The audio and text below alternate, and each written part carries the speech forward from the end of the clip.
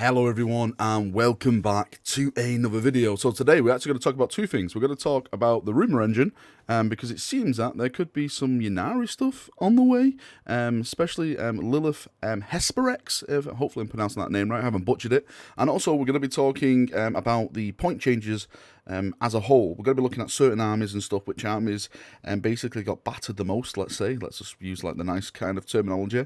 And really what this means now going forward for the actual tabletop itself. So let's jump in and let's get talking. So let's start with the potential of new Ynnari models.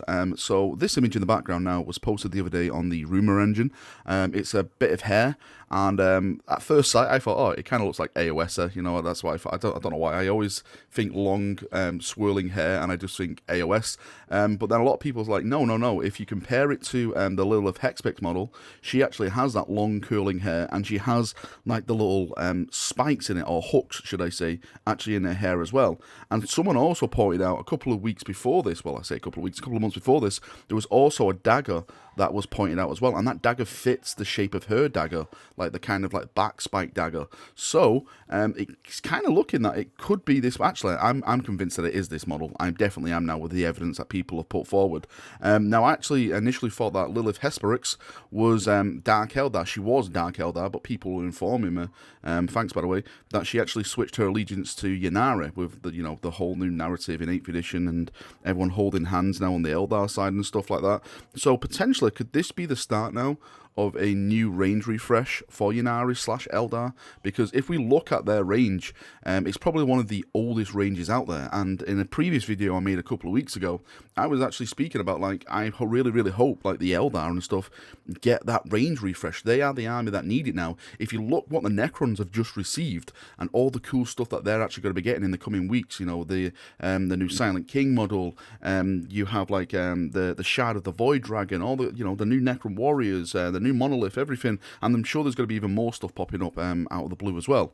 That is kind of like a full range refresh. Hopefully the Eldar / Ynnari get that same type of love given to them, because they desperately need it when it comes to that actual range. And I'm sure there's going to be a lot of people out there that would back that as well. There's a lot of Eldar fans that I know who really want to see their range refresh. So if GW do it, I think it actually will sell pretty well, and it will make a lot of people happy. Also, I actually want to see the reaction of the Eldar with the Silent King returning. With the Necrons coming out, we haven't really seen like the big dogs give their thoughts on it. I know we've had the Indominus box and it's the Space Marines taking on the Necrons, but you know, when you compare Marines and the Imperium to, like, you know, the Necrons versus the Eldar, there's no really comparison. These are ancient enemies here. You know, these chaps have got really big history.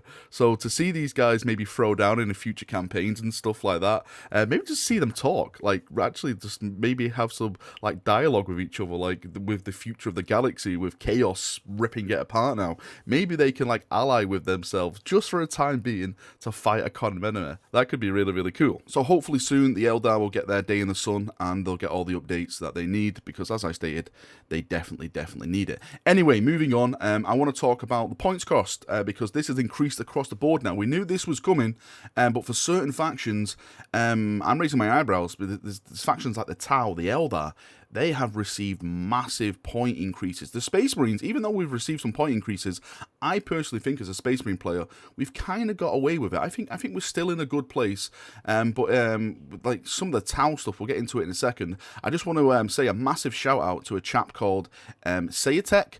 Hopefully, mate, I'm pronouncing your name right. He's made this absolutely fantastic spreadsheet that shows like the points in 8th edition, the points in 9th edition, the actual percentage of increasing and everything like that. The link to the spreadsheet is in the description of this video, and it's also at the top of the video as well, pinned in the comment section. So please go over there and just look at all that, because this is what I'm going to be talking about now for the next couple of minutes. Now, I think this list now and the actual 9th edition as a whole is really putting the game in a certain direction, and that is smaller games, smaller, faster games. I think that's what GW wants in this edition.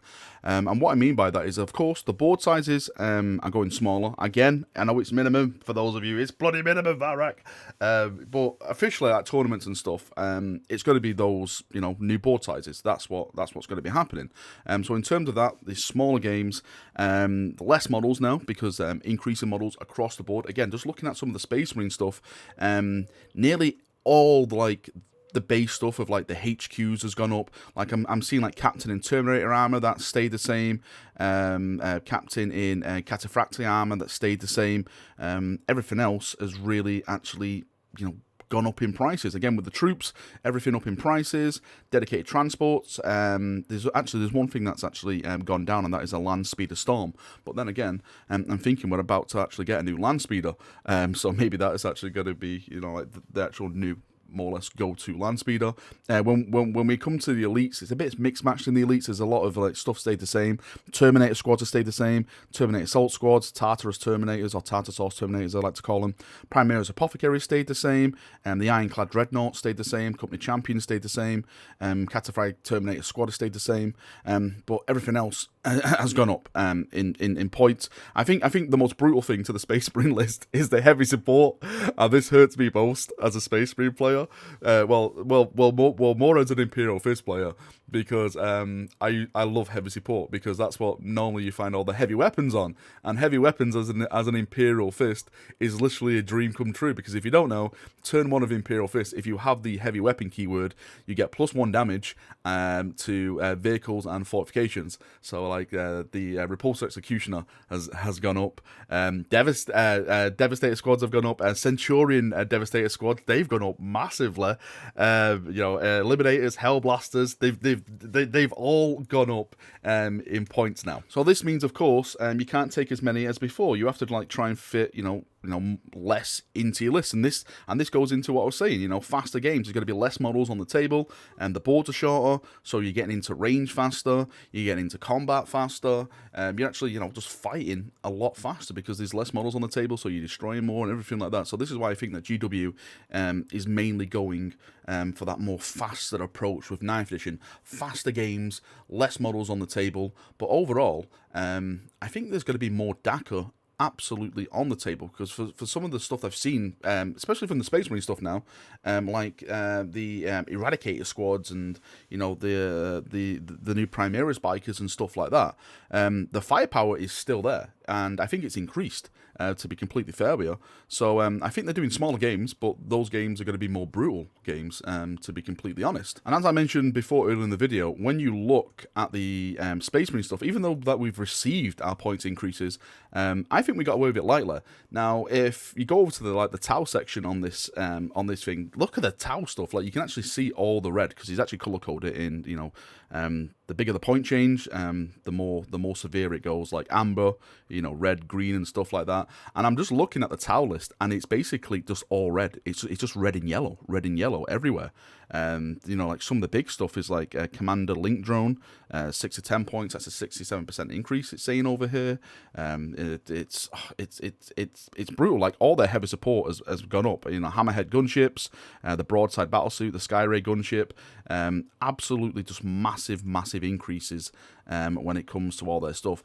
Actually, some of their ranged weapons have actually gone down and stayed the same, so that's where you can kind of maybe balance it out a little bit.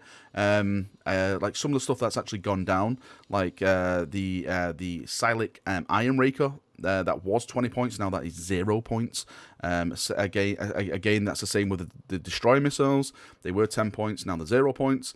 So you can try and match stuff there, and maybe do your list around certain builds and everything like that. But on the front of the Xenos stuff, I actually feel kind of sorry for him in a way, because there's certain armies like the Eldar and the Tau that haven't been getting the love lately in terms of models. And then when you have these point increases across the board, a lot of people have been messaging me saying, they've kind of had the wind knocked out of their sails, because their army hasn't received the love, and they've been at basically the pointy end of the point increase. So not only have their army gone up in points, they're also not getting new models and stuff. So people feel a bit deflated that they've kind of been left out in the rain.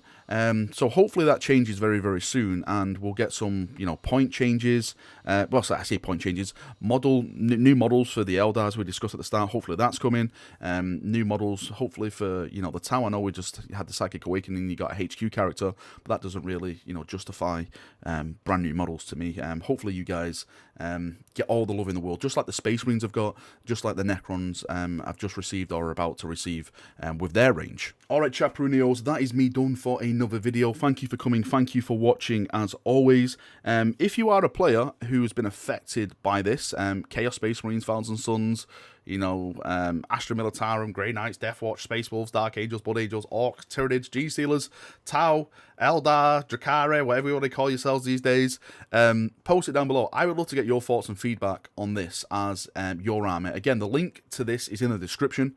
Go and check it out. Go and read it for yourself. Come back and just give me your thoughts and feedback, because I'd really want to know how you actually feel with your army with these points increases. Again, everyone's received point increases, but there's certain factions that have received, of course, more than others. I want to say thank you for coming to watching this video, as always. A big shout out to all my members. We actually passed 250 members the other day on the channel, so massive shout out, massive thank you to all the people that have gone the extra step to support me. If you haven't already, please come over to the member Discord. Just put, sorry, not put, if you go to the description, there's a link to Discord there. That is the member link to Discord. Come over, link your YouTube account to Discord, and you'll get access to the member room. There's Indominus box set giveaways in there at the moment. You've got less than 24 hours at the time of recording this video to enter these, so please come and enter them, come and watch them, and yeah, thank you for all for coming. It's been emotional. See you now, and bye bye.